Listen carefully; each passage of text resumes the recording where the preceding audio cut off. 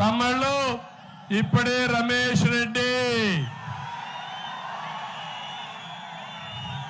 అక్రమ కేసులో అరెస్ట్ అయిన చౌడేపల్లి మండల పార్టీ అధ్యక్షుడు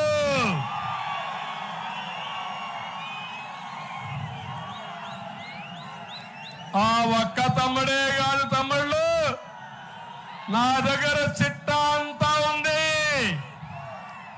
29/1/22లో చౌడేపల్లి బస్టాండ్ వద్ద టీడీపీ జెండా దిమ్మె అడ్డంగా ఉందని ఫిర్యాదు చేయించి దాన్ని కూలగొట్టినటువంటి దొంగ ఈ పాపాల పెద్దిరెడ్డి. నిరసన తెలియజేసిన నా తమ్ముళ్ళని తప్పుడు కేసులు పెట్టి అరెస్ట్ చేసే పరిస్థితికి వచ్చారు. 1/4/22 సదరు మండలంలో టీడీపీ నేత, కీలక నేత రాజారెడ్డిని కిడ్నాప్ చేసి కాళ్ళు చితకు కొట్టేస్తే నేను చిత్తూరు హాస్పిటల్లో ఉండి ఆర్థిక సహాయం కూడా చేసి నేను చూసొచ్చాను తమ్ముళ్ళు. అంటే ఎంత అరాచకమో మీరు చూడండి. ఇంకో పక్క 11/11/22 ఇక్కడే పొంగనూరులో టీడీపీకి అద్దెకిచ్చారని ఆ బిల్డింగ్ కూల్చన పోతే విధిలేని పరిస్థితిలో మేము ఇవ్వలేమంటే వేరేది ఇక్కడ ఆఫీస్ తీసుకున్నాడు మన చల్లాబాబు.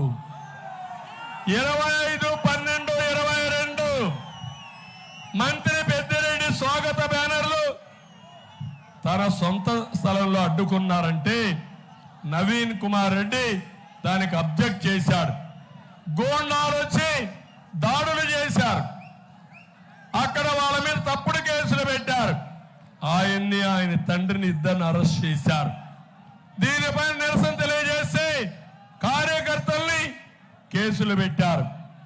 కడాన చౌడేపల్లిలో మృత్యుంజయ స్వామి ఆలయాన్ని పునర్నిర్మాణం చేసిన రమణారెడ్డి పైన తప్పుడు కేసులు పెట్టి ఆయన ఇక్కడ రావడానికి మాట్లాడితే SC ST atrocity act bail కూడా రాదు.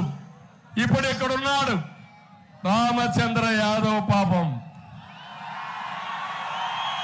పెద్దిరెడ్డి ఊరికి పోయాడు. ఊరికి పోతే